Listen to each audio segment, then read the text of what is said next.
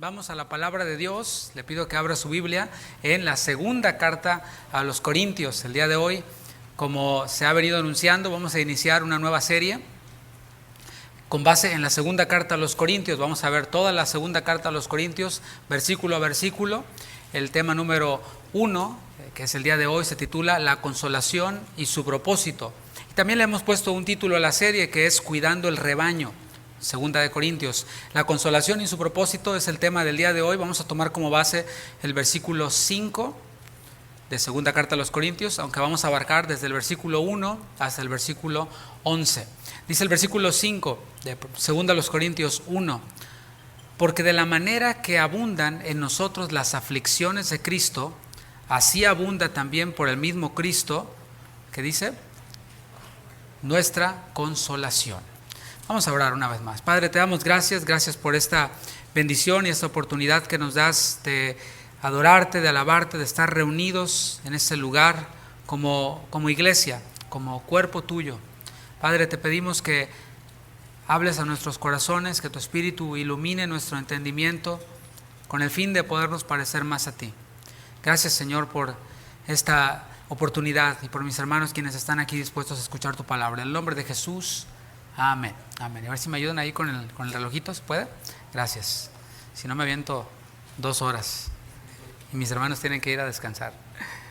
Bueno, segunda carta a los Corintios. Esta es una de las cartas menos estudiadas. Cuando se estudia un libro de la Biblia, una carta del Nuevo Testamento, por lo general va uno a Romanos, va uno a las cartas pastorales, primera, segunda de Timoteo, pero la segunda carta a los Corintios es una de las cartas menos estudiadas. Puede ser por la popularidad de la primera carta, o sea, porque la primera carta a los Corintios sí es muy enseñada, sí es muy estudiada, y como que esa primera carta opaca la segunda, por decirlo de alguna manera, ¿no? Como las películas que tienen la primera y la segunda parte nunca alcanza la primera, ¿no? Pero esta es palabra de Dios, por supuesto, ninguna carta es menor que otra, pero estoy hablando de por qué quizás esta carta no es tan estudiada, no es tan expuesta. Otra de las razones por las que yo creo que esta carta no es muy popular, de hecho si buscas predicaciones en internet, etcétera, no vas a encontrar mucho material, muchos comentarios, muchos libros al respecto, es quizás por la dificultad que representa la explicación o el entendimiento de esta carta. ¿Por qué? Porque no está tan organizada temáticamente como la primera carta a los Corintios. La primera carta a los Corintios es fácilmente bosquejable, o sea, puedes ver cómo inicia hablando de las divisiones, luego habla acerca de otros temas y están bien definidos, pero la segunda carta de pronto está en un tema y de pronto se va a otro tema y después regresa al tema al que estaba y está un poquito desorganizada. Ahorita vamos a ver por qué. Lo cierto es que haber estudiado la primera carta a los Corintios versículo a versículo y haberla terminado nos va a ayudar muchísimo a entender y sobre todo a aplicar lo que esta segunda carta a los Corintios tiene para enseñarnos. Esta carta tiene un gran contenido teológico, a pesar de su falta de organización, por decirlo así, tiene un gran contenido teológico. Habla, por ejemplo, del sufrimiento en la tierra, en contraste con la gloria venidera. Ese es un gran tema teológico. Cuando hablamos de temas teológicos, estamos hablando de temas que Dios mismo nos habla, que tienen mucho para profundizar, y este es uno de ellos. El sufrimiento en la tierra es una realidad. A pesar de que vivimos en un mundo en el cual se nos enseña a que debemos de parar de sufrir, a que sufrir no está padre, que no like a sufrir, pero ¿cómo evitarlo? Es parte de la vida y del mundo caído en el que estamos. Así que esta carta nos enseña la verdad teológica, la verdad bíblica de que sufrimos en esta tierra, pero cuando lo contrastamos con la gloria que nosotros ha de manifestarse, pues en realidad el sufrimiento ya se vuelve más llevadero, se vuelve más simple, ¿no? Más sencillo de llevar. Nos habla también acerca de la transformación de nuestros cuerpos y hablando acerca de esta gloria venidera. Lo habló un poco en la primera carta, aquí lo vuelve a hablar, vuelve a abordar este tema de cómo nuestros cuerpos van a ser transformados. No va a ser un cuerpo completamente diferente, va a tener elementos de este cuerpo físico que tenemos ahora. Ese es un gran tema teológico, ¿verdad? Ya va más allá del échale ganismo, ¿verdad? Échale ganitas, mi hermano, aleluya, y el campeón, y etcétera. Ya son temas más profundos que se encuentran en esta carta. También esta carta toca el tema de la morada terrenal, o sea, este cuerpo y esta tierra, a comparación con la morada celestial, lo que va a venir. Te fijas, nos proyecta bastante hacia la eternidad, hacia el futuro eterno. Nos habla también acerca de la reconciliación entre el hombre y Dios, y también nos enseña acerca de la justicia de Dios. Habla también acerca de la escatología. ¿Qué es la escatología? Bueno, pues es el estudio del final de los tiempos, lo que es la venida de Cristo, el arrebatamiento, etcétera. Nos habla y nos enseña también acerca de cristología, que es el estudio y el conocimiento de Jesús, tanto en su humanidad como en su divinidad. Y estos son solo algunos de los temas teológicos que esta carta encierra. Pero no te confundas, no es solo contenido teológico lo que tiene esta segunda carta a los Corintios. Por otro lado, es una carta muy personal. Y eso es lo que hace que esta carta sea difícil de estudiar, porque es como que si nos estuviéramos metiendo en un correo electrónico que le manda una persona a otra persona. Y quizás no los conocemos muy bien, necesitaríamos conocerlos mejor para entender el contexto en el cual se están hablando, pero el Señor, por su soberanía, permitió que pudiéramos nosotros entrar a esto que les está escribiendo el apóstol Pablo a los Corintios desde su corazón, desde lo más profundo de su corazón. Cuando esta carta se escribió, quiero que pienses en el apóstol Pablo en algún lugar de Filipos, en Macedonia, con un rollo así larguísimo, un rollo como el rollo de papel de baño, pero muchísimo más grande, y otro tipo de papel, pero para que te figures, ¿no? Un rollo enorme, y él con una pluma, y una pluma de las de antes, ¿no? Con tinta, y ahí escribiendo. Ahora, piensa en esto, si de pronto el apóstol Pablo decía, ups, me equivoqué. No había como cuando estamos trabajando en un documento de Word. ¿Qué haces cuando estás trabajando en un documento de Word y te equivocas? Simplemente haces control y la letra Z, si estás usando Windows, control Z, y se regresa, o sea, se deshace lo que escribiste. Pablo no tenía esa posibilidad. Si escribía y de pronto se equivocaba, pues ahí se tenía que quedar. O si no era precisamente como lo quisiera haber dicho, así se quedaba. No había filtro, en otras palabras. Esta carta no tiene filtro, así que lo que está escrito salió directamente del corazón de Pablo y, por supuesto, inspirado por Dios, como dice 2 de Pedro 1:21. Los santos hombres fueron inspirados por Dios, por el Espíritu Santo, y escribieron, pero es una carta muy, muy personal. En esta carta podemos ver a Pablo defendiendo el rebaño con todas sus fuerzas. Por eso se llama esta serie y le hemos puesto Defendiendo el rebaño. ¿De qué es lo que está defendiendo Pablo? ¿O de qué es lo que va a defender Pablo en esta segunda carta al rebaño? Pues de los falsos maestros que se habían introducido en la iglesia, y que ya introducidos en la iglesia lo que hacían era desacreditar el ministerio de Pablo. Y como siempre, había algunos quienes les seguían, quienes les creían, y lo hacían de forma inmediata, porque cuando alguien hace algún mérito es poco tomado en cuenta, pero cuando alguien desacredita o desmerita el trabajo de esta otra persona, eso sí capta la atención. Y bueno, había muchos quienes se apegaban a este descrédito, a esta difamación, a este descrédito del apóstol Pablo, y causaban división en la iglesia. El propósito de Pablo, quiero decir, el propósito principal no era defenderse, aunque vamos a ver en esta segunda carta que Pablo sí defiende su ministerio, pero no tanto se defiende a él. O sea, su propósito no es levantar su reputación, no es cuidar su reputación. Su propósito es, como él mismo escribió, guardar la unidad del Espíritu en el vínculo de la paz entre los hermanos, entre la iglesia. Quiero que quede eso muy claro. Esta no es una carta personal de Pablo defendiendo su reputación, sino es una carta de un pastor, el fundador de una iglesia que está ahora en problemas serios, que se está viendo amenazada por falsos maestros, y está Pablo entonces defendiendo el rebaño y tratando de guardar esta unidad del Espíritu en el vínculo de la paz. Con la ayuda de Dios vamos a estudiar esta carta versículo a versículo, y espero que usted no se la pierda, que no sea la primera y última, sino que esté viniendo cada viernes, y si se la llega a perder por causa de fuerza mayor, pueda continuarlas estudiando en las diferentes plataformas que hay para volverlas a escuchar.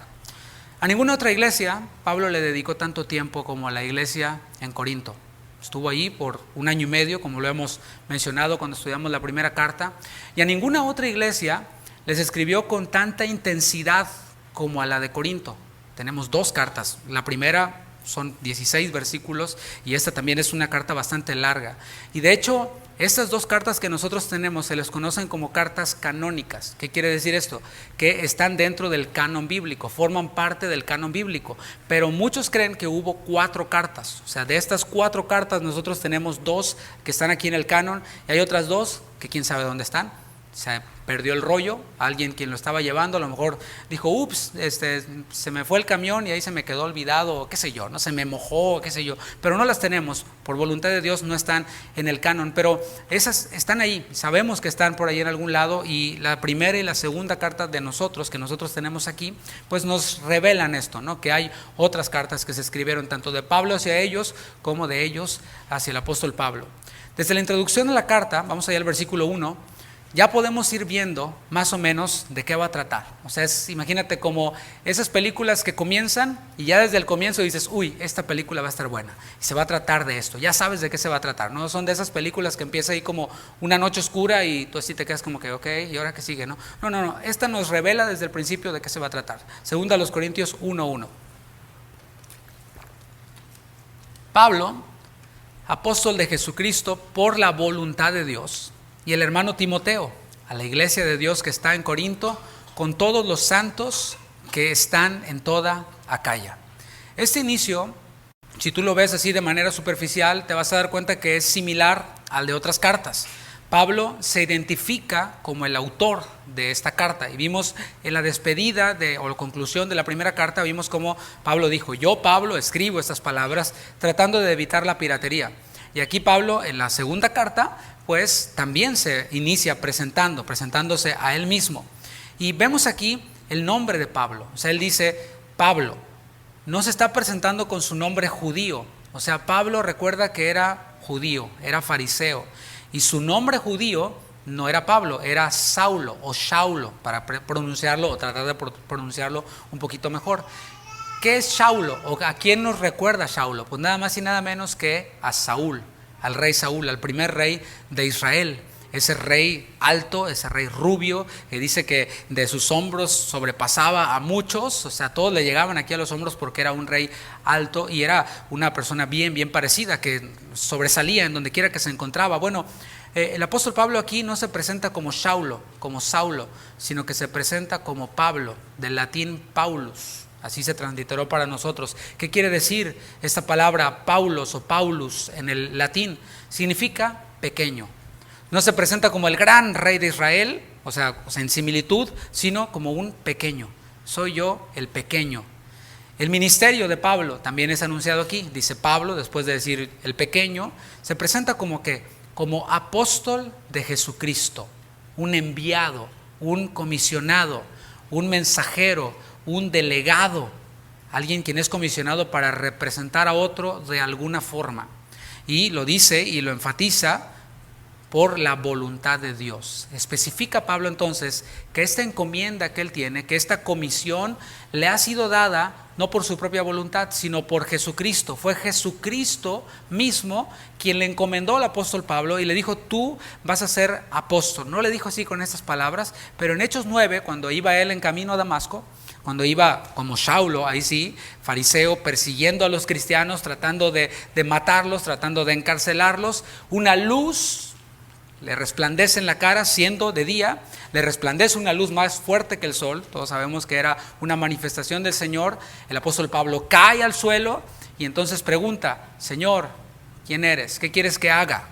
Se pone al servicio de Dios, y allí en todo este llamado y encuentro del apóstol Pablo con el Señor Jesucristo, él recibe esta comisión. ¿Era cuál?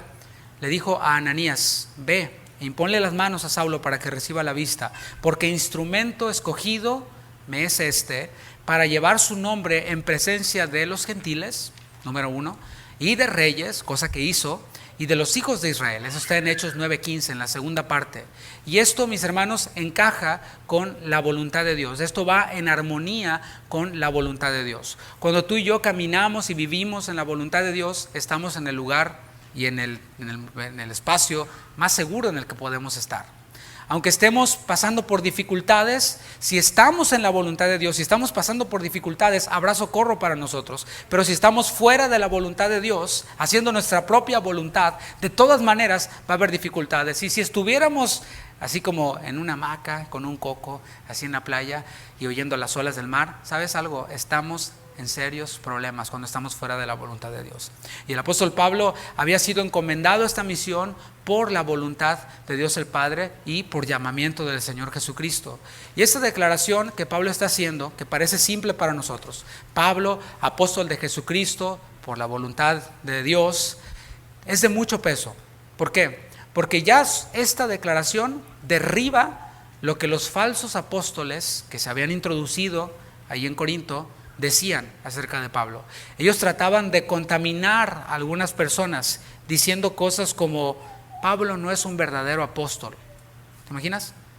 ¿No te ha pasado que de pronto tú estás muy bien y alguien te dice algo, te siembra algo de otra persona y tú estabas muy bien y de pronto ya empiezas a ver a esa otra persona como rara, ¿no? Por eso que te dijeron de la otra persona. Si alguien venía y decía: no, yo sí soy apóstol, o yo sí soy judío, o yo tengo mucha trayectoria, y tenía una labia impresionante para hablar y decir esto y bla, bla, bla, bla, bla, y yo hice, y yo aquello, y yo fui, y yo. Pero Pablo ni es verdadero apóstol. No, él solito allá dice que vio una luz y que se fue a quién sabe dónde y que se le apareció el Señor y que de pronto ahora ya es apóstol. No creo. Entonces empezaban a contaminar a uno, a otro, y entonces la perspectiva de muchos, sobre todo de los débiles espirituales, sobre todo aquellos quienes no tenían una convicción clara en la palabra, pues empezaba como a abrumarse, comenzaba como a tambalearse. Decían cosas también como que Pablo no era un apóstol genuino. ¿Por qué? Porque no había andado con los 12 discípulos. Decían: a ver, mira, para que alguien pueda ser apóstol tenía que haber andado con los 12. O sea, tenía que haber andado con Jesús en Capernaum y en Jerusalén y en Belén, etcétera, aquí y allá, ¿no? Y Pablo no figura en todo eso. Entonces no es un verdadero apóstol. Y esto eran argumentos que muchos abrazaban. ¿Qué es lo que trataban de hacer estos falsos apóstoles con los que Pablo se va a enfrentar en esta segunda carta? Lo que trataban de hacer era, como dije, contaminar a algunos y también usurpar el lugar que Pablo tenía. Usurpar el lugar que Pablo había recibido de parte de Dios. Pero ¿sabes algo? Cuando Dios le da un llamado a alguien, no hay otro quien pueda usurparlo. Ese quien quiere usurpar el lugar de aquel quien ha sido llamado por Dios va a morir en el intento. Va a fracasar y va a vivir frustrado y va a terminar mal. Y como dice mi pastor, el pastor Chuy Olivares, dice: nunca he visto a un rebelde que prospere. Y es cierto. Y lo dice alguien quien tiene 40 años de ministerio, ¿no?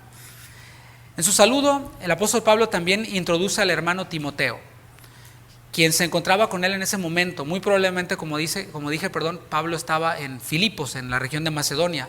En otras oportunidades ya hemos hablado de este personaje llamado Timoteo, de quien podemos recordar que se convirtió junto con su padre, o con su madre quiero decir, y con su abuela, en la región de Listra. Timoteo después fue llamado por Pablo para acompañarlo en la obra misionera.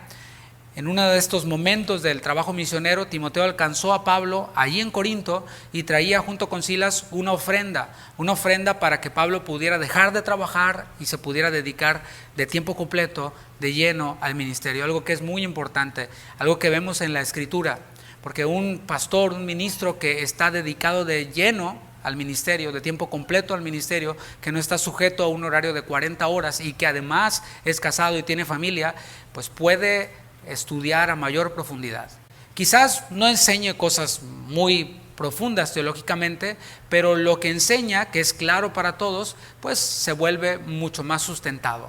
Y eso es algo que un servidor ha podido experimentar en los años que por la gracia de Dios tengo sirviendo en el ministerio. Aquí también nuestro hermano Juan, quien está también sirviendo de tiempo completo en el ministerio. Bueno, esto era solo un paréntesis, ¿no? Después, estamos hablando de Timoteo, fue enviado por Pablo para apoyar allí a la iglesia en Corinto. Y aquí algo interesante es que Pablo le llama hermano, le llama al hermano Timoteo, y está acentuando allí un vínculo familiar. En otras partes de la Escritura le llama mi hijo amado a Timoteo, pero aquí le llama el hermano Timoteo. Está acentuando ese vínculo familiar, ese vínculo espiritual. Cuando tú le dices hermano a alguien, y no lo dices nomás porque no recuerdas su nombre, oye hermano, porque no te acuerdas cómo se llama, ¿no? Sino cuando le dices a una persona hermano de verdad, es porque estás acentuando ese vínculo espiritual que nos une. Somos hijos de un mismo Padre. No podemos decir lo mismo de cualquiera, ¿eh? No puedes decirle hermano a cualquiera, aunque bueno, es posible, pero no tiene sentido. Tiene sentido cuando a esa persona a la que le estás diciendo hermano es hijo del mismo Padre. Somos hijos de un mismo Padre. Y sabes, no importa si es de un país diferente, no importa si es de un código postal diferente, ¿se entiende? No importa si es de una denominación o de una iglesia diferente, si has sido lavado con la sangre de Cristo, dame la mano y mi hermano serás, ¿verdad? Como dice el corito por ahí. Y algo que nos atrae a nuestra atención también es que Pablo no actuaba solo. O sea, quiero que entendamos esto. Pablo podía actuar solo. Pablo tenía capacidades. Pablo hablaba varios idiomas.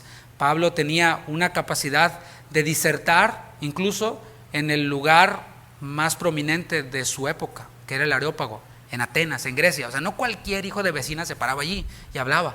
No, ¿verdad, chato? Como quien dice, ¿verdad? Yo le vengo manejando lo que es, ¿verdad? Más que nada, ¿verdad, chato? No tengo razón. No, o sea, Pablo tenía la capacidad para pararse delante de un montón de filósofos y de un montón de pensadores y exponer y hacerlo con excelencia y decirles, miren, ustedes cuando yo pasaba por aquí vi que tenían muchos altares a muchos dioses y vi que tenían un altar que decía al Dios no conocido. Bueno, a ese que ustedes no conocen, yo les vengo a anunciar. ¿Qué tal? Ese es parte del discurso de Pablo ahí en el Areópago. Pablo tenía la capacidad, pero ¿sabes algo? A pesar de que él tenía la capacidad de disertar, muchas capacidades, él no se manejaba solo. Siempre andaba acompañado, siempre andaba junto a otras personas, obedeciendo al mandato de Jesús cuando mandó a los 12 y cuando mandó a los 70. Les dijo, cuando vayan de dos en dos, ¿sí? Y esto tiene, por supuesto, una enseñanza. Pero Pablo siempre estaba rodeado de personas. ¿Como quién, por ejemplo? Personas como Bernabé, o José, como era conocido, a quien le llamaban Bernabé igual a hijo de consolación. Este Bernabé fue alguien quien cuando Pablo inició en el ministerio, cuando inició en el cristianismo, fue consolado, intercedió por el mismo apóstol Pablo. Y en este caso, Pablo está acompañado de Timoteo. Timoteo no era alguien quizás quien pudiera ministrarle o consolarle como lo hacía Bernabé, era al revés. Pablo era quien coacheaba, por decirlo así, o mentoreaba a este joven llamado Timoteo, y lo mentoreaba en el ministerio. No era una relación superficial para hablar de la carnita asada y que las Chivas y que el Atlas y que los Rockets, y que el clima. No, era una relación fuertemente sustentada en el ministerio y en las cosas de Dios. Y aquí surge un principio para nosotros y apenas vamos arrancando en la enseñanza. Esto es algo bueno de imitar, ¿no crees? Es bueno que imitemos este principio de Pablo que recibió del Señor Jesús de hacernos rodear por personas que nos alienten. Es bueno de vez en cuando voltear y decir, bueno, ¿de quién estoy rodeado? A ver, ¿quién está a mi alrededor? Y no estoy hablando de tu esposa, ¿no? Ese ya, o sea, cuando dijiste sí, acepto, pues ya. O de tu esposo, ¿no? O sea, ya. Sino estoy hablando de ese círculo que nosotros llamamos círculo de amigos o círculo social. ¿De quién estoy rodeado? ¿Acaso alrededor de mí hay personas quienes me puedan alentar, así como hizo Bernabé con Pablo? ¿Acaso alrededor de mí hay personas a quien yo puedo discipular, como hizo Pablo con Timoteo? Lo que sí es cierto es que no es bueno que estemos solos. No es bueno que estemos aislados, porque eso manifiesta muchas cosas que no son parte de este tema. Pero Pablo estaba siempre rodeado de personas quienes le alentaban y a quienes él podía ministrar. Continuamos viendo estos primeros versículos. Vemos entonces a quién va dirigida esta carta. Dice primeramente a la iglesia de Dios.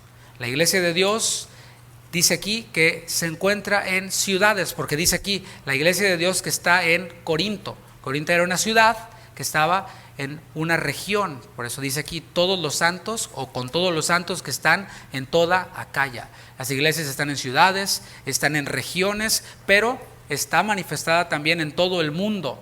Se encuentra por todos lados porque está formada por los santos, dice allí, con todos los santos, los separados, aquellos quienes han sido comprados por precio. ¿Cuál precio? La sangre de Cristo. Todos aquellos quienes hemos sido comprados por precio de la sangre de Cristo, hemos sido separados y ahora le pertenecemos a Dios. ¿Cuántos le pertenecen a Dios? A esos Pablo los saluda así, versículo 2. Gracia y paz a vosotros de nuestro Padre y del Señor Jesucristo. Diga conmigo, gracia. Este era un saludo griego que se traduce o se decía en griego charis o chairen. Es el equivalente a me da gusto verte. Fíjate, todo lo que decimos, me da gusto verte. Y ellos nomás decían chairen, ¿verdad? En griego. Y era gracia, me da gusto verte. Y ese saludo es usado por Pablo con una doble connotación. O sea, sí les está diciendo, me da gusto saber de ustedes, me da gusto saludarlos, pero por otro lado, la connotación que le estaba dando Pablo era una connotación espiritual. La gracia siempre se asocia con la salvación. Efesios capítulo 2, versículo 8. Es un versículo que debemos de tener siempre en nuestra mente. Siempre debe estar en nuestra mente, sobre todo si estamos cumpliendo con la gran comisión de predicar el Evangelio.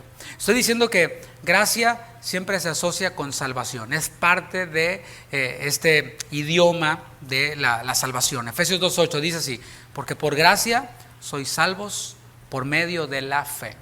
Y esto no de vosotros, pues es don de Dios, no por obras, para que nadie se gloríe. Efesios 2:8 y también leímos el versículo 9. Estamos hablando entonces de la gracia y lo que tiene que ver con la salvación. Jesús, mis hermanos, es el don o regalo de Dios para el mundo. Y por otro lado, cuando pensamos en Jesús, Jesús mismo se dio, se regaló a sí mismo por amor a nosotros. En su saludo, Pablo, además de mencionar la gracia, también menciona la paz. Y esta palabra en el original es shalom en hebreo. Era el tradicional y sigue siendo el tradicional saludo hebreo. Shalom significa paz. Y eso también tiene que ver con salvación, también tiene que ver con Jesucristo, porque desde que Jesús fue anunciado, se le llamó admirable, Dios fuerte, Padre eterno, príncipe de paz. Jesús entonces, además de haber sido anunciado como príncipe de paz, es quien ha traído paz al hombre. Él vino a traerle al hombre paz con Dios. De esa enemistad que había entre el hombre y Dios, Jesucristo hace posible que el hombre y Dios se reconcilien y estén en paz. Por eso Pablo vincula la gracia y la paz, dice, el Padre y con el Señor Jesucristo. Gracia y paz, dice, del Padre o del Dios nuestro Padre y del Señor Jesucristo. El Padre tuvo a bien desde la eternidad pasada salvar a la humanidad. Y el Hijo, Jesucristo, fue obediente a la voluntad del Padre, dándose a sí mismo. Por esto hay esta asociación del Padre y del Hijo en lo que tiene que ver con la gracia y con la paz igual a salvación. Versículo 3. Bendito sea el Dios y Padre de nuestro Señor Jesucristo, Padre de misericordias. Vamos a detenernos allí. Después del saludo, Pablo irrumpe en alabanza. La palabra que se tradujo como bendito, esta palabra que vemos ahí, bendito, siempre se usa en el Nuevo Testamento con relación a las personas divinas, sea el Padre, sea el Hijo, sea el Espíritu Santo. Y nos expresa una idea. La idea que nos expresa es la idea de hablar bien de alguien, de magnificar algo, de exaltar en un grado supremo algo, ¿no? Cuando dices, este bendito auto, ¿no? O esta bendita casa, qué sé yo, estás magnificando eso, a lo que tú estás bendiciendo. Pero aquí no está bendiciendo a un objeto, sino a el Dios y Padre de nuestro Señor Jesucristo. Alaba a Él al Padre, Padre de Jesucristo. Y quiero aclarar que Jesús es Dios, siempre ha sido Dios, Él es eterno, como dice el credo de Nicea, de la misma sustancia del Padre, engendrado, no creado. Porque es importante que diga esto, porque puede que lleguen a tu puerta unas personas el sábado, mientras tú estás, no sé, comiéndote tu pozole o en la comida de sábado de tu preferencia, llegan y tocan la puerta y pues te saludan muy bonito y te dicen, vamos a hablar de Dios, etcétera. Y dices, pues pásale, ¿no? Y ahí ya un gran error, porque algo de lo que van a enseñar ellos es que Jesucristo fue un ser creado, anulando así la deidad de Jesucristo, y ellos igualan a Jesucristo con cualquier hombre. Pero la Biblia nos enseña de manera implícita y explícita que Jesucristo fue 100% Dios, siempre ha existido como Dios eterno, pero tuvo un inicio de la existencia en su naturaleza humana.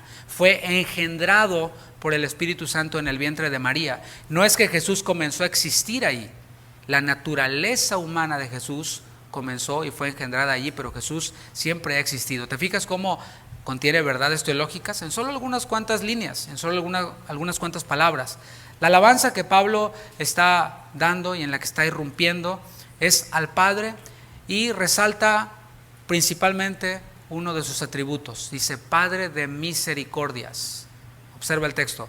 Y no dice Padre de la misericordia, sino dice Padre de misericordias, en plural, con una S al final, o sea, más de una. Y así mismo lo había expresado el profeta Jeremías. Vamos a Lamentaciones capítulo 3, versículo 22. Acompáñame en Lamentaciones capítulo 3, versículo 22. Es un texto de mis favoritos. Canciones han salido de aquí, de este texto. Lamentaciones 3:22. Fíjate cómo aparece ahí la misericordia y las misericordias en plural. ¿Ya lo tienes? Dice Lamentaciones 3:22. Por la misericordia de Jehová no hemos sido consumidos. O sea, para aquellos quienes se creen lo máximo, Jeremías aquí en Lamentaciones nos baja a nivel del piso y nos ubica. O sea, no eres lo máximo, no campeón, tranquilo. Por la misericordia de Jehová no hemos sido consumidos. No nos merecemos bendiciones de Dios, ¿sabes eso? Ay, Señor, yo me merezco porque soy la princesa del Señor. No, tranquila. ¿No? Por la misericordia de Jehová no hemos sido consumidos, porque nunca decayeron, ahora está en plural, sus misericordias. Versículo 23. Nuevas son cada mañana. Grande es tu fidelidad. Aquí está escrito en un lenguaje poético.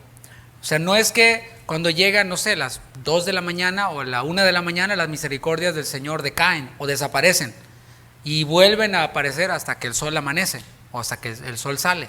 No. Es un lenguaje poético. Las misericordias del Señor nunca decaen. Siempre están allí. Somos nosotros quienes cerramos los ojos y nos desconectamos de este mundo, ¿verdad? Y nos dormimos. Entonces, cuando abrimos los ojos, ¿qué crees? Allí están las misericordias del Señor. Son nuevas cada mañana. Este es el lenguaje poético. Pero el énfasis es que su fidelidad es grande. Él es misericordioso porque Él es fiel. Y es bueno que le imitemos. Es bueno que imitemos al Señor en su fidelidad, en la fidelidad a su pacto, en la fidelidad a sí mismo y a esa deidad que Él tiene. Y que le imitemos nosotros en que nuestro sí sea sí y que nuestro no sea no. Porque Dios es fiel, yo también soy fiel. Misericordia es esencialmente tener compasión. Es no dar el castigo merecido. Cada día, mis hermanos, Dios expresa sus misericordias, como dice Jeremías aquí en Lamentaciones. Nuevas son cada mañana. Cada día las misericordias del Señor están ahí. Con la raza humana nada más. Cuando volteas y ves un poquito de cómo está la situación y la condición en el mundo actual, dices, Señor, ¿por qué no has mandado fuego del cielo y has consumido toda esta raza humana? Cuando oyes acerca de abusos infantiles, cuando oyes acerca de asesinatos y tiroteos y ya hubo otro tiroteo allá y ya están diciendo que también está mal de la cabeza y así, ¿no? Y dices tú, sale esa justicia, ¿no? Ahí es en donde podemos ver la misericordia de Dios. Dice el Señor que Él hace salir su sol sobre justos e injustos. O sea, ¿no te parece maravilloso? Que el mismo aire que nosotros estamos respirando es el mismo aire que puede respirar el peor de los criminales. Y allí está respirando misericordia de Dios. Por esa misericordia no ha sido consumido. El tema es cada uno qué es lo que hace con esa misericordia que recibe de Dios. Pero además el Señor expresa su misericordia para con sus hijos. Porque, no, tampoco somos así como que perfectos, ¿verdad? Aunque algunos se creen perfectos. Sí somos hijos de Dios, pero ¿qué crees? Todavía pecamos. Aunque hay algunos quienes enseñan que el cristiano ya no peca. No, bueno, yo no sé en qué mundo viven. Bueno, sí sé, viven en el mundo de la mentira. Porque la palabra enseña claramente. El apóstol Juan dice, hijitos, estas cosas os escribo para que no pequéis. Mas si alguno hubiere pecado, abriendo la posibilidad, no dando el permiso, sino abriendo la posibilidad de que vamos a pecar. Hoy tú y yo pecamos. Dice, mas si alguno hubiere pecado, abogado tenemos para con el Padre, a Jesucristo el justo. Y esa misericordia también la podemos experimentar nosotros. El Salmo capítulo 103, versículo 10. Salmos 103, versículo 10. Ve conmigo allí, por favor. Salmo 103, 10. Otro salmo que también han salido canciones de aquí, muy bonitas, hablando de la misericordia de Dios manifestada con sus hijos, con su pueblo. Dice Salmo 103:10, no ha hecho con nosotros conforme a nuestras iniquidades, transgresiones, hierros, etcétera, ¿no? Ni nos ha pagado conforme a nuestros pecados. ¿Qué tal? Nada más cuéntalos, los del día de hoy, así los que más te acuerdas. ¿Qué si el Señor te hubiera dado el pago ya por esos pecados del día de hoy? Bueno, gracias a Dios que no nos ha pagado conforme a nuestros pecados. Versículo 11, porque como la altura de los cielos sobre la tierra, engrandeció su misericordia sobre los que le temen. Cuando nosotros nos sabemos pecadores, nos sabemos inicuos, que cometemos iniquidades, es entonces cuando podemos ver la gracia de Dios, cuando podemos ver, en este caso, la misericordia de Dios. Puedo decir, Señor, tu misericordia es más alta que los cielos, porque yo soy un pecador así también, así de pecador, aunque sea tu hijo. Pablo mismo decía, miserable de mí, ¿quién me librará de este cuerpo de muerte? Pablo lo reconocía y por eso él podía ver claramente la misericordia de Dios. También en el idioma hebreo, la palabra misericordia, que es la que estamos viendo aquí, es la palabra chesed y comunica la idea de un deseo entrañable. De hecho, la palabra chesed significa entraña, significa lo de adentro, ¿no? Los riñones, porque ellos creían que los riñones era el corazón. O sea, ellos en vez de corazón decían riñones, los hebreos. Y es ese sentimiento entrañable. No sé, los que tienen la experiencia o han tenido la experiencia de ser padres, ¿qué sentiste cuando tuviste a esa criaturita recién nacida en tus brazos? Es algo no sé, ¿cómo lo puedes describir? Del riñón, ¿no? Algo adentro, así, esto es mío, o sea, es algo, una experiencia incomparable. Bueno, esto es la idea que nos comunica Chesed, es un deseo entrañable por hacer el bien. Y tuviste ya la criaturita, aunque parecen como gremlins cuando acaban de nacer, así, todos, así, ¿no? Todos llenos de todos cebosos, así, ¿no? Pero tú lo ves y le quieres abrazar y le quieres besar, ¿no? Es un deseo entrañable por hacer el bien. Bueno, esto, mis hermanos, es lo que Dios manifiesta para con nosotros. Su misericordia, este deseo entrañable de Dios por hacernos el bien, a quienes no merecemos absolutamente ese bien recibido por Dios. Yo te pregunto, ¿será ese un motivo suficiente para alabar a nuestro Dios? O sea, Pablo está alabando a Dios. Dice, bendito sea el Dios y Padre de nuestro Señor Jesucristo, Padre de misericordias. Y después va a continuar, pero estamos solo en la misericordia. Pero con esto creo que es suficiente para que nosotros alabemos a nuestro Dios. Por eso yo no soy muy partidario y no es algo personal nada más, sino es algo que fluye desde la Biblia, ¿no?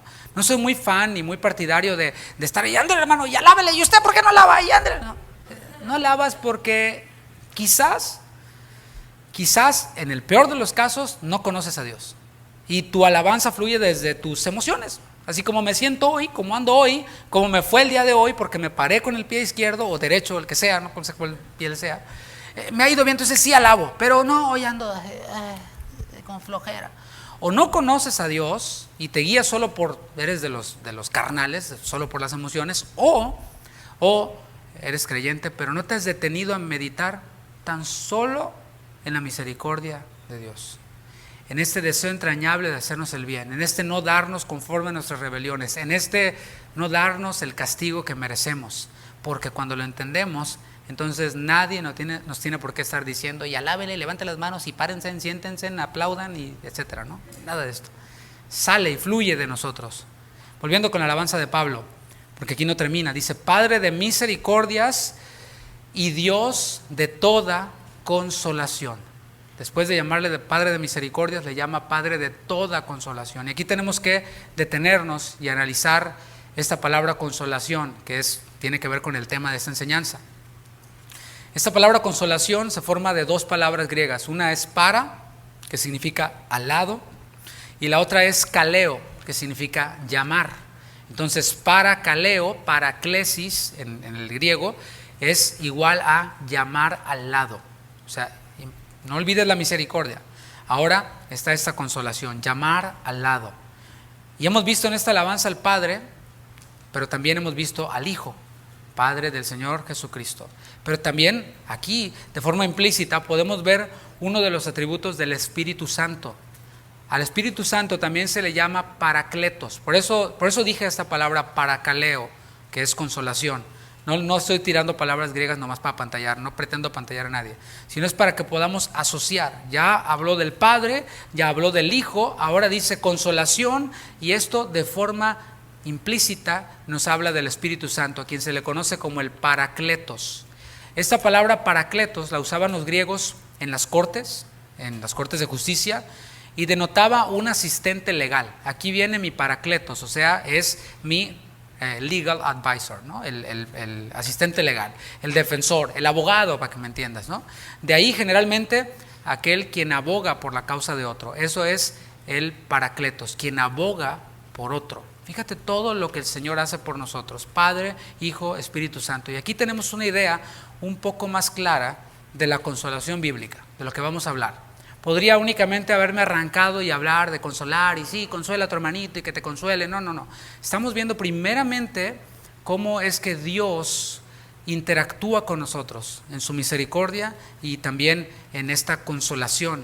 Consolación tiene que ver con acercarse, tiene que ver con abogar por la causa de otro y de hacerlo con ternura. Eso es exactamente lo que el Espíritu Santo hace con nosotros. Vamos a Romanos capítulo 8, versículo 26. Romanos 8, 26. Y vamos a ver otro versículo ahí también en Romanos 8.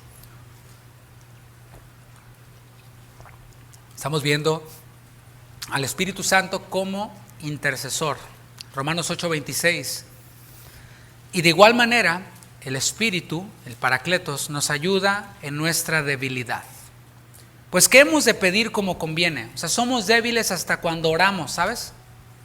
Porque no sabemos pedir lo que nos conviene a nosotros mismos. Creemos que sabemos lo que nos conviene, pero en realidad no lo sabemos. Y ahí es en donde entra el Espíritu Santo y dice, pero el Espíritu mismo intercede por nosotros con gemidos indecibles. Es como cuando llegaste acá a Estados Unidos y te ponían a un traductor. Y tú le estabas regando re feo en lo que estabas diciendo en tu propio idioma, pero el que te estaba traduciendo estaba diciendo algo bueno para ayudarte, ¿no? Algo así es lo que el Espíritu Santo hace. Intercede por nosotros cuando oramos, pero Cristo también intercede por nosotros. Romanos 8:34, ahí mismo, capítulo 8, dice el versículo 34, ¿quién es el que condenará? Cristo es el que murió. Más aún, el que también resucitó, el que además está a la diestra de Dios, el que también intercede por nosotros.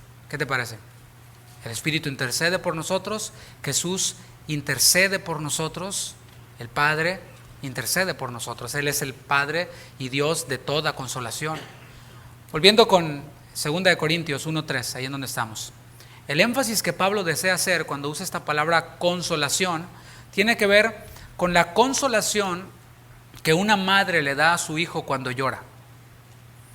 No hay consolación comparable a la consolación que el Padre nos ofrece. Por eso es llamado Padre de toda consolación. O sea, está la consolación y está la consolación perfecta, la consolación de Dios. ¿Por qué? Porque el Padre tomó la iniciativa para aliviar el dolor que el pecado nos trajo. No pensemos únicamente en el sufrimiento que tenemos, todavía no. Primero pensemos en el gran dolor que el pecado trajo a nuestras vidas. En estos días yo pasaba por un lugar, hoy mismo precisamente, pasaba por un lugar y me encontré con una mujer consumida por el crack o por la heroína, o sea, se podía ver. Toda su piel reseca, parecía una anciana sin dientes y estaba drogada, totalmente drogada en la calle. Y eran como las 8 de la mañana. Y podía ver yo ahí el dolor que trae el pecado. Porque esa persona ya no lo hace por placer, ya lo hace por necesidad, por dependencia. Porque su cuerpo, su sistema le pide heroína, si no, se muere. Así de fuerte es esa adicción y esa droga. Entonces yo podía ver el dolor en esa persona, podía ver cómo el pecado y esa falta de arrepentimiento y ese darle gusto a lo que el cuerpo desea trajo destrucción a su vida y trajo dolor a su vida, el pecado, porque esa persona es hija de alguien, es hermana de alguien seguramente. Y podía ver yo ese dolor que el pecado trae. Bueno, el Señor nos consoló, Él tomó la iniciativa para aliviar el dolor, cualquiera que sea que el pecado haya traído a nuestras vidas. Él se acercó a nosotros, pero gracias a Dios, gracias a Él, no se acercó así, porque si Él se acerca así a nosotros, caemos y morimos, porque no hay quien pueda verle y le resista y esté vivo. Así que, ¿qué fue lo que hizo el Señor? Envió al Señor Jesucristo, y así fue como se acercó, se aproximó a nosotros. Así que si alguien está aquí en este lugar y no conoce a Jesucristo, bueno, Él te puede consolar hoy de ese dolor que el pecado ha traído a tu vida. Él sigue estando cercano. Él sigue estando cercano a todo aquel quien clama a mí y yo te responderé. El Señor sigue estando cercano a aquel quien reconoce que está destrozado y despedazado por el pecado. Y te puede consolar de tu más grande dolor, que es el pecado, y el pecado va de la mano con la muerte, porque la paga del pecado es muerte. Así que el Señor puede traer consuelo a este dolor que el pecado trae, y al dolor que trae la muerte y el que traerá la muerte eterna, si no te arrepientes. Para los que le conocemos, por otro lado, dejo de lado a quienes no conocen al Señor, ahora me voy a introducir con aquellos quienes le conocemos, pues Pablo les está escribiendo a los santos, a los creyentes, a los de la iglesia en Corinto. Bueno, sabemos nosotros, quienes le conocemos, que hay consuelo para cualquier situación que enfrentemos. Me detengo ahí. Lo repito. Hay consuelo para cualquier situación que podamos enfrentar. Dice el versículo 4, el cual nos consuela en todas nuestras tribulaciones. No dice en algunas tribulaciones, ¿verdad que no? Dice en todas nuestras tribulaciones, habidas y por haber. La palabra tribulación que aparece aquí, klipsis en griego, significa principalmente presión. Y esto es más actual que nunca. Es la enfermedad de moda, es la enfermedad contemporánea llamada estrés, que es presión, estrés. Eso es lo que significa esta palabra tribulación, esa presión que la vida nos trae. Esta palabra eclipsis o tribulación en español es cualquier cosa que abrume al espíritu. ¿Qué te abruma, mi hermano? ¿Qué es eso que te está abrumando y que no te deja dormir? A lo mejor tú duermes así como león, ¿no? Así, increíble. Bueno, qué bien por ti. Pero ¿a poco no hay momentos de tu vida, y puede ser que ese sea uno de ellos, en los cuales no puedes dormir? En los cuales te acuestas y hasta horas y todo y repites un salmo, qué sé yo, y nomás no se pega la pestaña. Y estás despertándote porque hay algo que te está abrumando. Quizás no tenga que ver con los chilaquiles que te comiste a las 11 de la noche y tu coca de 2 litros, no vas a poder dormir. Pero estoy hablando de una situación que te está abrumando y que no te deja dormir. Bueno, aquí dice tribulaciones en plural. No una tribulación, no alguna por allí, sino todas nuestras tribulaciones reciben el consuelo de Dios. Y en este texto podemos ver dos promesas. Estoy viendo nada más la primera parte del versículo 4, el cual nos consuela en todas nuestras tribulaciones. ¿Sabes cuáles dos promesas hay aquí? Número 1, que como creyentes tendremos presiones. ¿Qué tal? Eso ya choca con la mentalidad triunfalista y de caricatura que el cristianismo contemporáneo vende. No, tú declara que todo te va a ir bien. Y que párate frente al espejo y di, hoy va a ser mi mejor día. Esas son pavadas, como dicen los argentinos. Y lo digo como argentino, no quiero decirlo en mexicano porque nosotros decimos más feo. ¿Qué es eso? Como creyentes vamos a tener presiones, cosas que nos abrumen como creyentes, o sea, como criaturas, pero como creyentes también. Jesús prometió esto en Juan 16:33. Dijo, en el mundo tendréis aflicciones. ¿De dónde sacamos entonces que pare de sufrir? O sea, ¿te fijas cómo choca? Eso es ser y predicar un mensaje anticristiano. ¿Por qué? Porque Jesús dice, en el mundo tendréis aflicción, y otro fulano de tal dice, pare de sufrir. ¿quién tiene la razón? ¿Verdad? Como dijo ¿quién tiene la razón? Yo le doy la razón a Cristo. ¿Tú qué crees? Creo que es buena idea, ¿no? En el mundo tendréis aflicción, y ahí está la primera promesa. ¿Cuántos la reciben? ¿Cuántos la abrazan? ¿Cuántos la arrebatan? Pero la otra promesa es que Dios tiene consolación disponible para cada una de esas presiones, para cada una de esas aflicciones. La segunda parte del versículo en Juan 16:33, después de que dice, en el mundo tendréis aflicción, dice, pero confiad, yo he vencido al mundo. ¿Cuántos dicen amén? Y esas dos promesas están aquí en este versículo. Y hay varios peligros en la tribulación. Ahora estoy hablando de la tribulación. Uno de los peligros que tiene la tribulación, la presión, estas cosas que abruman al cristiano, es el ensimismamiento. ¿Qué es el ensimismamiento? Es pensar que yo soy el único que está sufriendo. O sea, la tribulación trae consigo ese peligro. Yo soy el único que está sufriendo, nadie sufre más que yo. Y se oye la música de la Rosa de Guadalupe, ¿no? O pensar que nadie sufre como nosotros. Ok, sí hay otros que sufren, pero como yo nadie sufre, ¿no? O pensar que nadie nos escucha. Pensar que estoy siendo puesto bajo presión, estoy en aflicción y nadie me oye. O pensar que nadie me comprende, ni siquiera Dios. Pero las tribulaciones, mis hermanos, según la palabra de Dios, las tribulaciones tienen un propósito. ¿Cuál es ese propósito? El propósito de que nos acerquemos al Consolador, de que nos acerquemos a Dios y que le conozcamos en una dimensión en la que no le conocíamos. ¿Cómo voy a conocer a Dios como mi proveedor si no estoy en necesidad? ¿Se entiende? ¿Cómo voy a conocer a Dios como mi consolador si no estoy en aflicción? O sea, te fijas, no es que Dios nos quiere destruir, es que Dios quiere que nos acerquemos a Él. Él se acerca a nosotros, pero alguien tiene que dar el paso de allá para acá. O sea, Dios no obliga a nadie, aunque hay quienes enseñan eso, pero Dios no obliga a nadie. Él se acercó por medio de Jesucristo. La pregunta es, ¿todos creen? No, todos creen. Tiene alguien que dar el paso de allá para acá. Y simplemente recibir ese regalo que el Señor está dando y que está dando y que está ofreciendo y que está ofreciendo. Lo mismo ocurre con la consolación para el creyente. El peligro es que se quede ahí, en su sufrimiento, ahí tirado en la lona y nadie me entiende y nadie sufre como yo y ahí se queda. Pero el propósito de Dios es que nos acerquemos a Él y le conozcamos como consolador. ¿Y sabes algo? Nunca vamos a terminar de conocerle como consolador, porque Él es eterno, Él es inescrutable.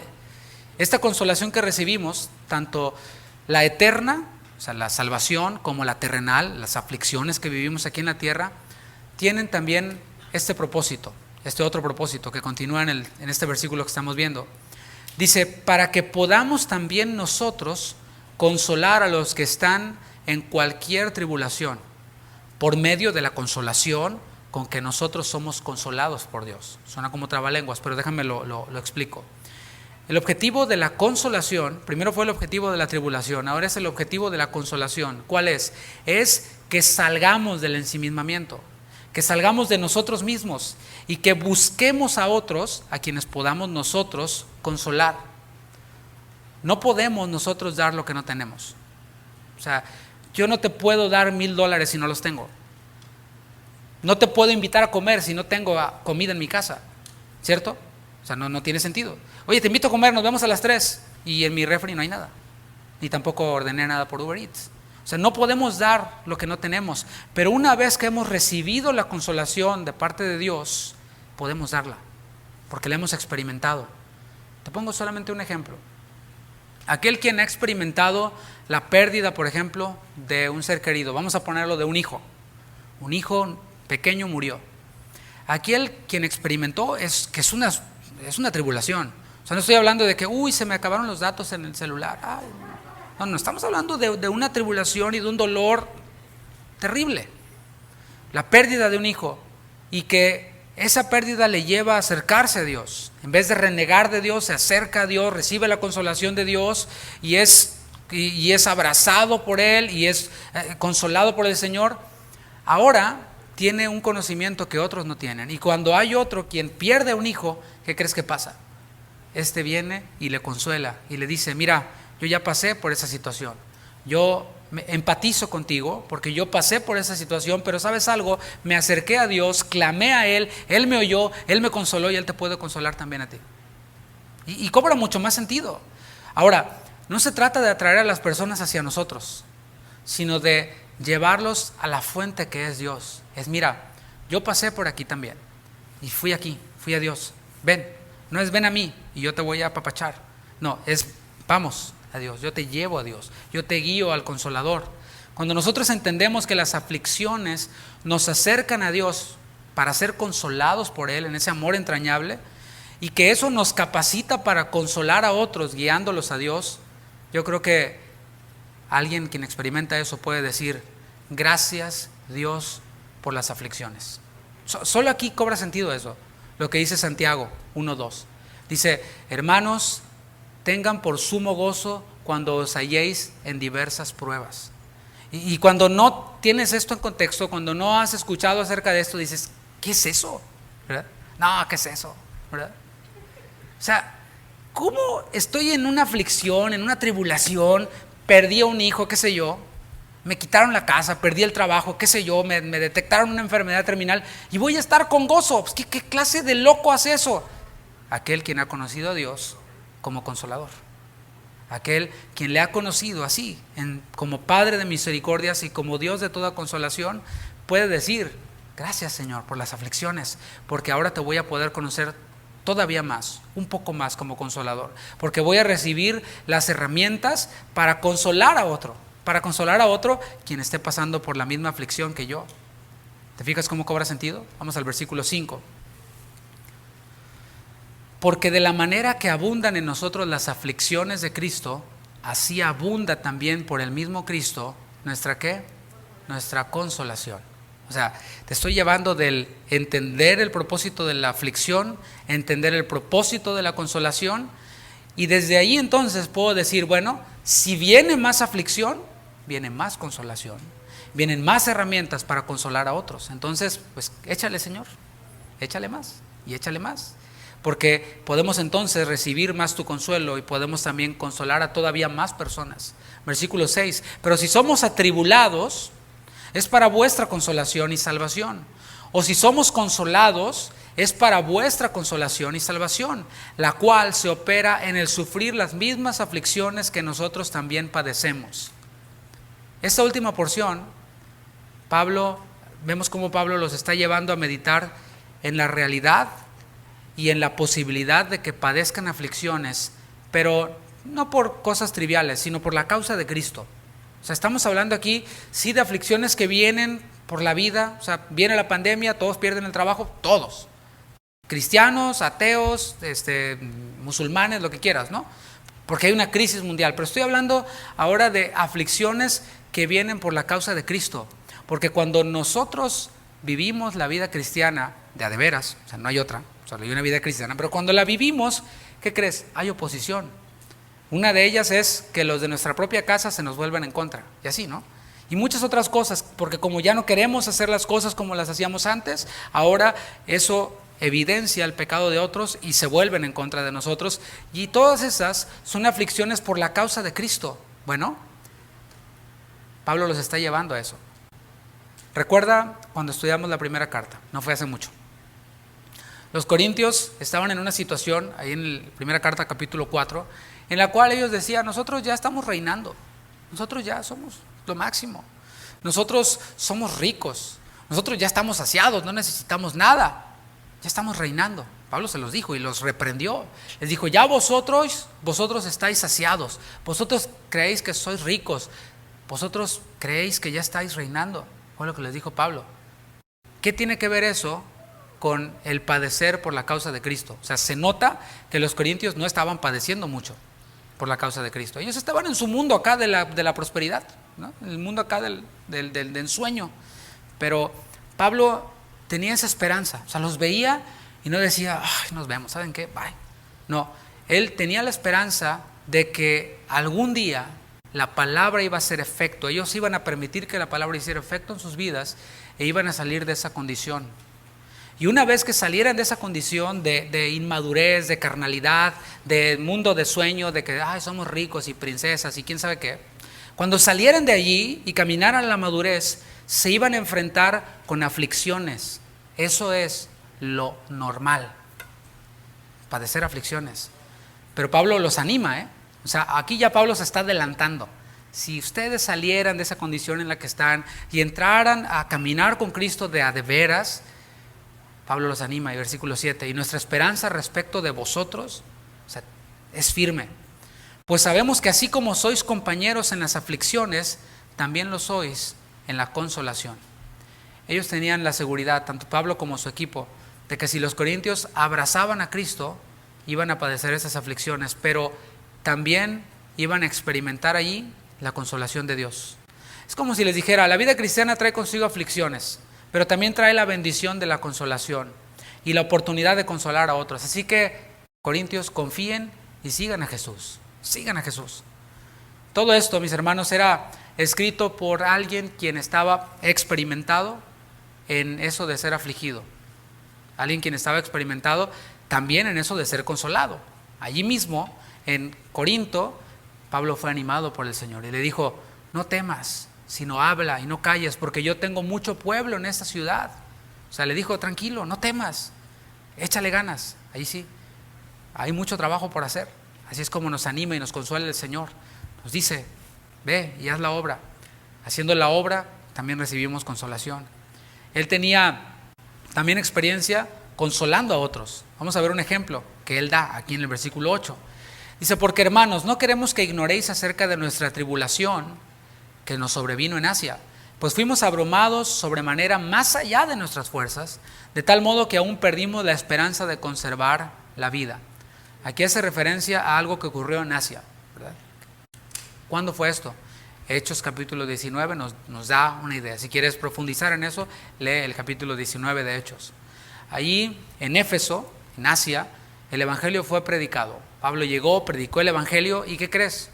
Hubo mucha gente que abrazó el evangelio. Y no fue del que levanta la manita nada más, sino que fue de tal impacto el evangelio en sus vidas que ellos tenían libros de hechicería y los empezaron a quemar.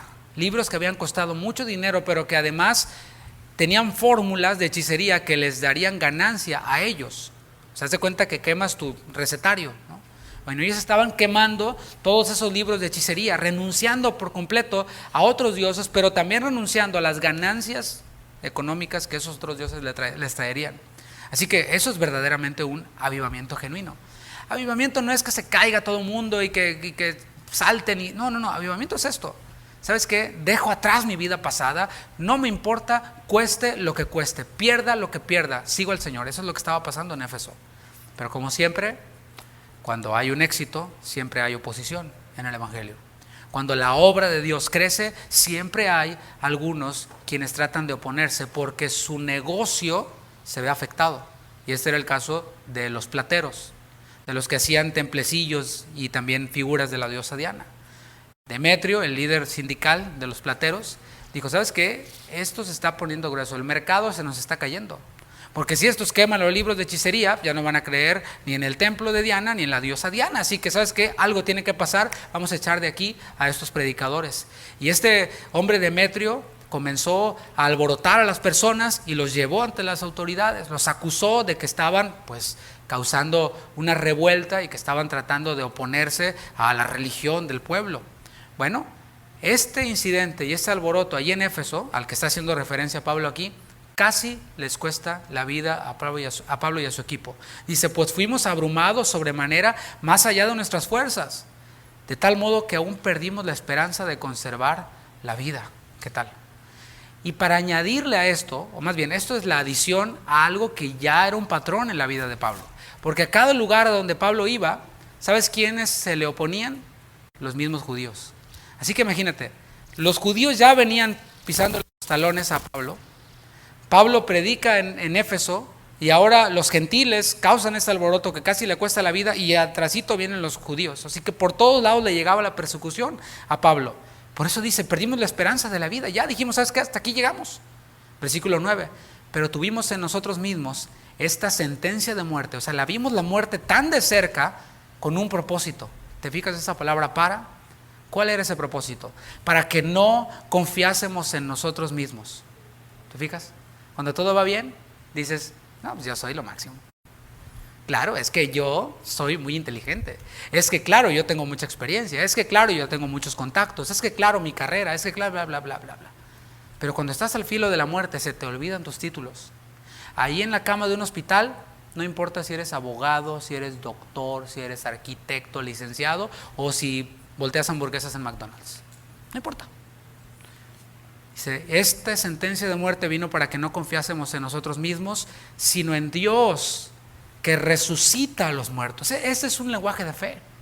Llegó un punto en el que dijeron, hasta aquí llegué, pero también llega el Espíritu Santo y le recuerda a Pablo, hey, todavía no has ido a hablar con reyes, todavía no has ido a hablar con judíos, esa encomienda que yo te di. Ah, no, ¿verdad? Entonces Dios no se equivocó, pero la muerte está muy cerca.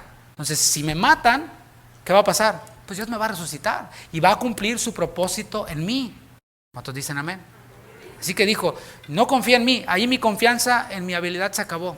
Mi confianza se depositó en Dios, quien resucita a los muertos. Eso fue lo que pasó con Abraham. Dios le dijo a Abraham, en Isaac te será dada descendencia. Me fui a miles de años atrás, ¿no? Le dijo Dios a Abraham, en Isaac te será dada descendencia. Y después, ¿qué pasa? Abraham, sí Señor, entrégame a Isaac, tu hijo, el que amas. Entonces, ¿no te causa eso choque? En Isaac me será dada descendencia, ahora que lo entregue en sacrificio. Bueno, va obedeciendo a Dios, y cuando ya lo tiene en el altar y va a sacrificarlo, el Señor le dice, detente, ahora veo que temes a Dios de verdad. Y se nos dice en la palabra que Abraham hizo esto y no titubeó, porque sabía que si él sacrificaba a su hijo Isaac, el Señor lo podía resucitar de los muertos y cumplir lo que le había dicho, que en Isaac le sería dada descendencia. Y eso es lo mismo que está experimentando o que experimentó Pablo y que les está diciendo a los corintios. Versículo 10, para que veamos lo que pasó en Asia. El cual nos libró. Claro, si está escribiendo Pablo y Asia está en el pasado, salió ileso, salió libre, salió librado. Y nos libra, dice Pablo, porque en ese momento estaba pasando también dificultades. Y en quien esperamos que aún nos librará, pasado, presente y futuro, de tan gran muerte. Nuestra esperanza en Dios es firme porque, como dijo Jesús en Mateo 10:28, aunque maten el cuerpo, el alma no la pueden matar.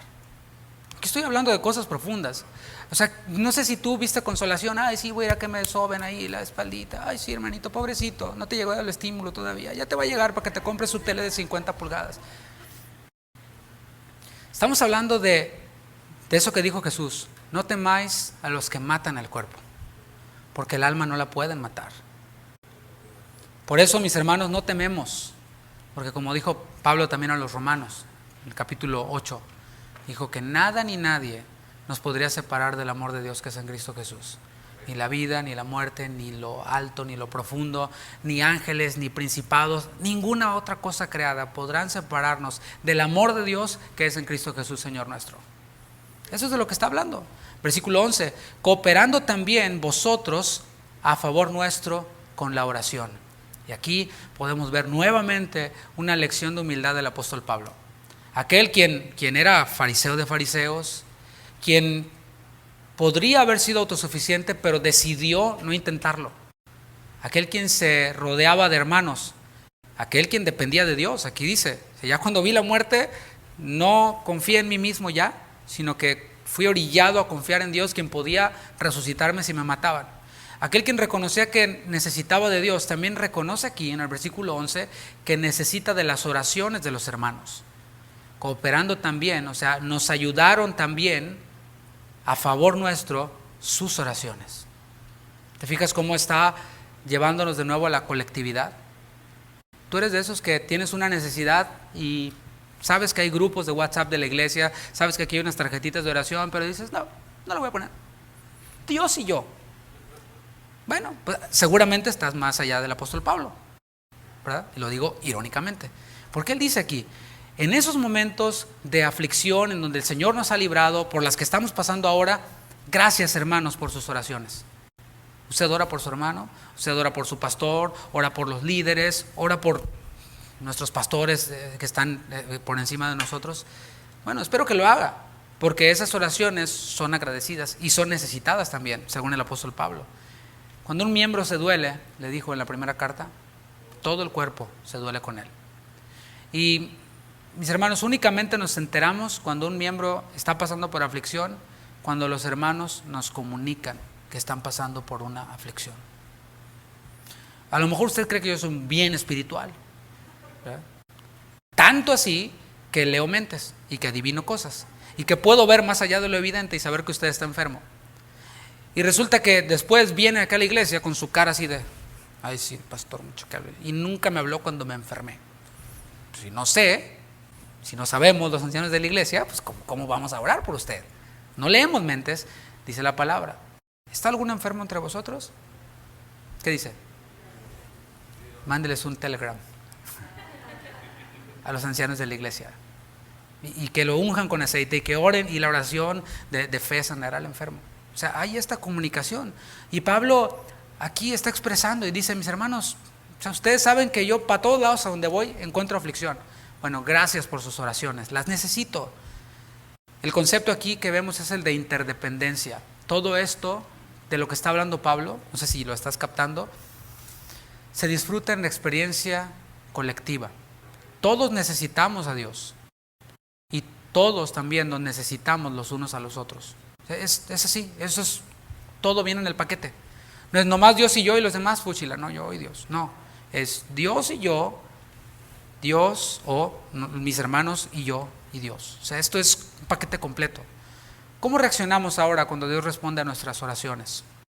Esto es cuando Dios nos libra.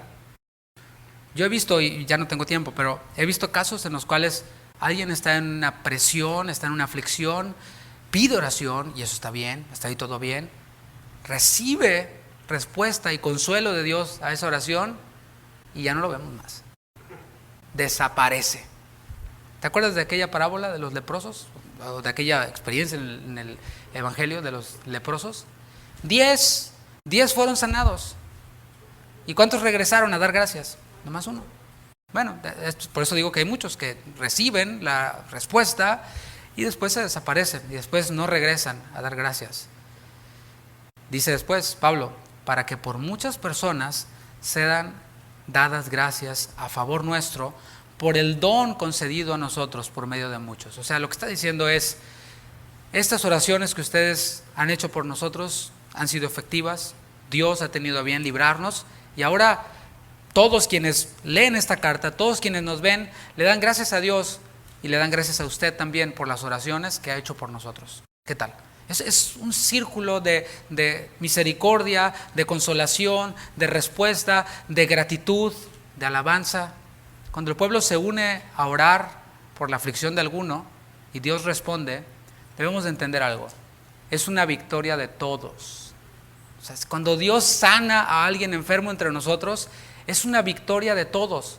Porque dijimos que cuando un miembro del cuerpo se duele, todo el cuerpo se duele. Pero cuando un miembro recibe honra o es consolado, todo el cuerpo recibe honra. Todo el cuerpo recibe gozo. Para concluir, mis hermanos, Dios ha tenido misericordia de nosotros al no darnos lo que merecemos. Esto lo hemos dicho y espero que con eso nos quedemos. Pero no solo eso, no solo no nos dio el castigo que merecíamos, sino que se acercó a nosotros y alivió nuestro dolor. Extendimos la mano, alivió nuestro dolor y no dijo, ya llevas una, te quedan 2, porque son 3 nomás. No, Él sigue teniendo consuelo disponible para nosotros. Y este consuelo disponible de Dios hacia nosotros solamente vendrá si viene aflicción a nuestra vida. Así que no le pidamos a Dios, Señor, no me aflijas, porque cuando le pedimos eso, estamos anulando la posibilidad de que el Señor nos consuele. Así que aceptemos la aflicción con gozo, como dijo Santiago, capítulo 1. Abracémonos de Dios cuando estemos en la aflicción. Yo no sé exactamente cuál es la situación que estás pasando. Sí sé que hay algunos hermanos que les ha llovido sobre mojado, que han estado una aflicción tras otra, tras otra, tras otra. Y lo único que puedo decir, como le dije a uno de ellos en esos días, ¿sabes qué? Esto mismo. Justo yo estaba estudiando esto mismo cuando le dije, ¿sabes qué? El Señor te está permitiendo esta aflicción porque quiere que le conozcas en otra dimensión que no le conocías antes. Me dijo, sí, es cierto. Es cierto. Ahora le conozco más como mi consolador. Ahora dependo más de Él. Ya no confío en mis recursos. Porque enfermo, ¿qué puedo arreglar yo? Está uno todo tronado ahí. No puedes hacer nada. Pero sí podemos abrazar ese consuelo de Dios y abrazarnos de Él. Así que abracémonos de Él. Clamemos a Él. Recibamos su consuelo por medio de nuestros hermanos. Así que yo te animo a eso. A que tomes en serio el asunto de la familia espiritual, de ser consolados por otros y de consolar también a otros. Estemos listos también para darle gracias a Dios cuando seamos librados, cuando Dios responda a nuestra oración. Estemos listos. No decir, ok, ya está, Señor, bye, gracias. No, sino estar ahí, como aquella mujer quien enjugaba con sus cabellos sus lágrimas y estaba allí en un acto de adoración al Señor. Seamos así, de aquellos quienes regresan y dan gracias. Y estemos listos, como dije, también para consolar también a otros. Te invito a que te pongas de pie, y mientras te pones de pie, con tu rostro inclinado, quiero leerte el Salmo 40, solo 3 versículos de este Salmo 40, porque quizás alguien aquí esté pasando por aflicción, por presión, por una situación que está abrumando tu alma, que está abrumando tu espíritu. Dice el Salmo 40, pacientemente esperé a Jehová, y se inclinó a mí, y oyó mi clamor. Ahí está la misericordia de Dios. Y me hizo sacar del pozo de la desesperación, del lodo cenagoso. Puso mis pies sobre peña y enderezó mis pasos. Puso luego en mi boca cántico nuevo, alabanza a nuestro Dios. Verán esto muchos y temerán y confiarán en Jehová. Si tú estás siendo afligido, clama a Él. Si tú has recibido la respuesta a tu oración, alábale a Él. Y si tú ves como otros están siendo consolados por Dios, confía en Él. Alábale también a Él. Cierra tus ojos. Señor, gracias. Gracias por este tiempo. Gracias por tu palabra que nos trae consuelo. Gracias por tu palabra que trae propósito a nuestras vidas. Señor, yo sé que tú estás obrando en medio de nosotros. Yo sé que tú estás trayendo consuelo a nuestras vidas y muchos están recibiendo este entendimiento de que las aflicciones tienen un propósito, de que tú no nos afliges únicamente por entretenerte, sino de que tú permites la aflicción para que podamos abrazarnos a ti.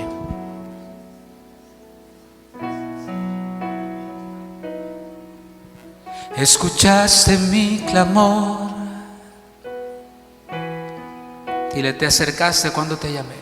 Te acercaste cuando te llamé. Y te escuché decir, no temas. Escuchaste mi clamor. Escuchaste mi clamor.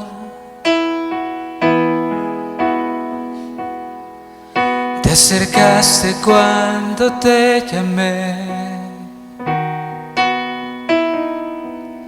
y te escuché decir,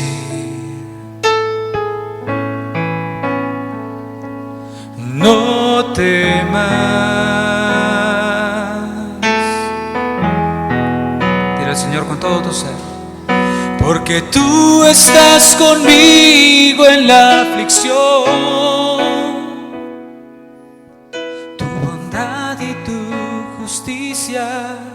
Permanentes son, y aunque no puedo entender lo que haces, confío en ti.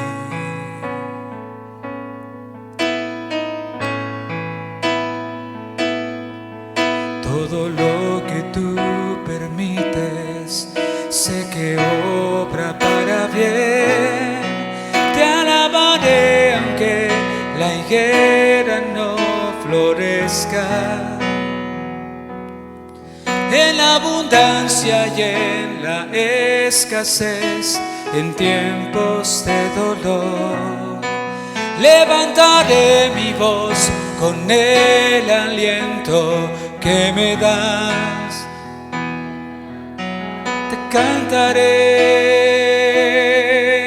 alábale con tus manos levantadas, te alabaré aunque la higuera no florezca.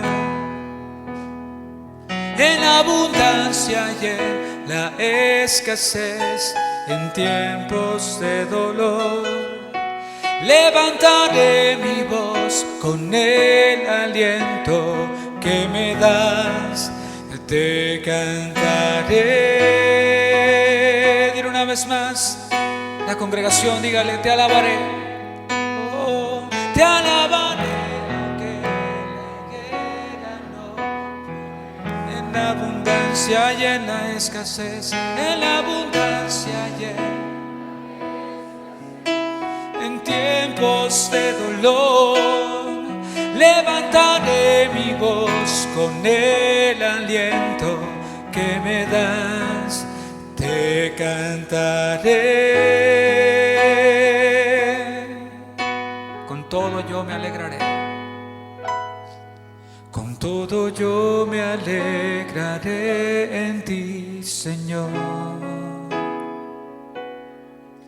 Cantaré por siempre de tu salvación.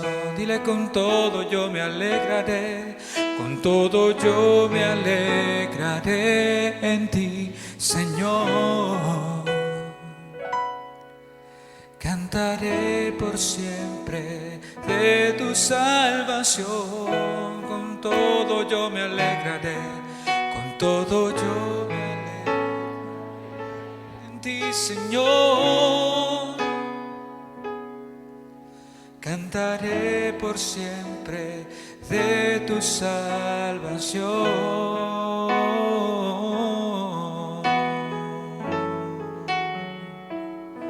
Cantaré por siempre de tu salvación, de tu misericordia, de tu consolación, oh Señor.